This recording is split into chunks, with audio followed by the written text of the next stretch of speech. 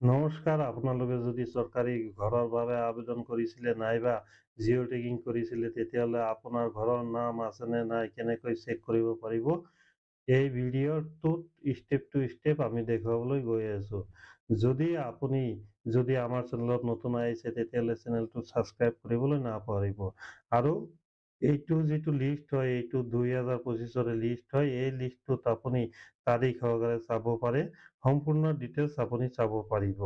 ভিডিঅ'টো প্ৰথমৰ পৰা শেষলৈকে চাব। যদি আপুনি আমাৰ চেনেলত নতুন আহিছে চেনেলটো ছাবস্ক্ৰাইব কৰিবলৈ নাপাহৰিব।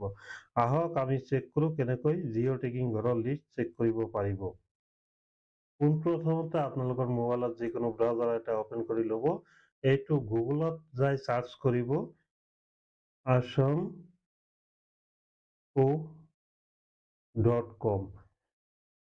এইটো চাৰ্চ কৰি দিয়াৰ পিছত চাব ইয়াৰ যিটো হোম পেজ আহি গৈছে, এই হোম পেজত আপোনালোকে ক্লিক কৰি দিব। হোম পেজত ক্লিক কৰি দিয়াৰ পিছত চাব পাৰিব আপোনালোকে এনেকুৱা পেজ এটা খোল খাইছে। ইয়াত আপোনালোকে দেখিবলৈ পাইছে যিটো পেজ খোল খাইছে। তো ইয়াত ৰাইট চাইডে যিটো চাৰ্জ অপশ্যন আছে ইয়াত আপোনালোকে ক্লিক কৰি দিব। ক্লিক কৰি দিয়াৰ পিছত ইয়াত আপোনালোকে লিখিব হাউচ লিষ্ট। তাৰপিছত আপোনালোকৰ কীবোৰ্ডত যিটো চাৰ্জ অপশ্যন আছে ইয়াত আপোনালোকে ক্লিক কৰি দিব। ক্লিক কৰি দিয়াৰ পিছত আপোনালোকে চাব পাৰিব ইয়াত ডিটেইলছ আহি গৈছে geo' tagging house list Assam 2025 how to check PMAY। তো ইয়াত ডিটেইলছ আহি গৈছে। তো ইয়াত ৰিড মোৰ যিটো অপশ্যন আছে ৰিড মোৰত আপোনালোকে ক্লিক কৰি দিব। ৰিড মোৰত ক্লিক কৰি দিয়াৰ পিছত আপোনালোকে স্ক্ৰল ডাউন কৰি তলফালে আহিব। তলফালে অহাৰ পিছত ইয়াত আপোনালোকে চাব পাৰিব web link of geo' tagging house list 2025 to 2026। তো ইয়াত geo' tagging house list link যিটো আছে ইয়াত আপোনালোকে ক্লিক কৰি দিব। ইয়াত ক্লিক কৰি দিয়াৰ পিছত চাব ইয়াত এনেকুৱা পেজ এটা খোল খাইছে। ইয়াত প্ৰথমে যিটো দিয়া আছে অল ষ্টেট বুলি ইয়াত আপোনালোকে আসাম চিলেক্ট কৰি দিব।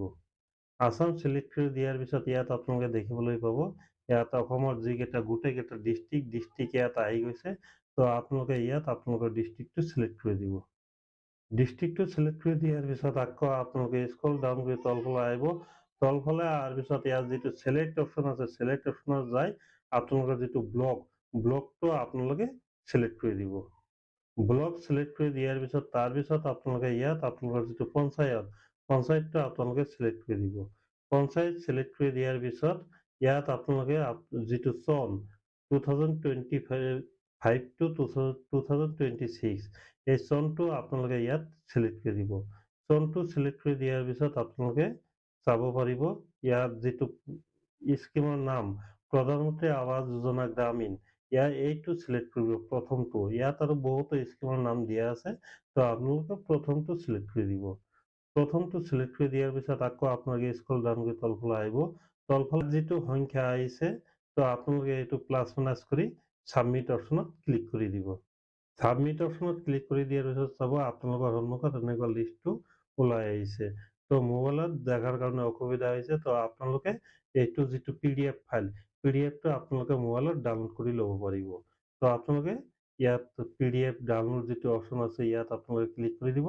ক্লিক কৰি দিয়াৰ পিছত ডাউনলোড যিটো অপশ্যন আছে ইয়াত আপোনালোকে ক্লিক কৰি ডাউনলোড কৰি ল'ব পাৰিব PDFটো। তো আপোনালোকৰ PDFটো ডাউনলোড হৈ গ'ল। PDFটো ডাউনলোড হোৱাৰ পিছত আপোনালোকে ইয়াত দেখিবলৈ পাব। তো আপোনালোকৰ নাম সহকাৰে ইয়াত আহি গৈছে। আপোনালোকৰ যিটো জব কাৰ্ড নম্বৰ সহকাৰে ইয়াত আহি গৈছে। আৰু কিমান তাৰিখত চেংচন হৈছে, কিমান টকা চেংচন হৈছে, কিমান তাৰিখত জিঅ' টেগিং হৈছে ইয়াত আপোনালোকে সকলো চেক কৰিবলৈ পাব। বন্ধু-বান্ধৱীসকল আজিৰ ভিডিঅ'টো এইখিনিয়ে আছিল। আপোনালোকে যদি মোৰ ভিডিঅ'টো ভাল লাগিছে আপোনালোকে মোৰ চেনেলটোক ছাবস্ক্ৰাইব কৰিবলৈ নাপাহৰিব।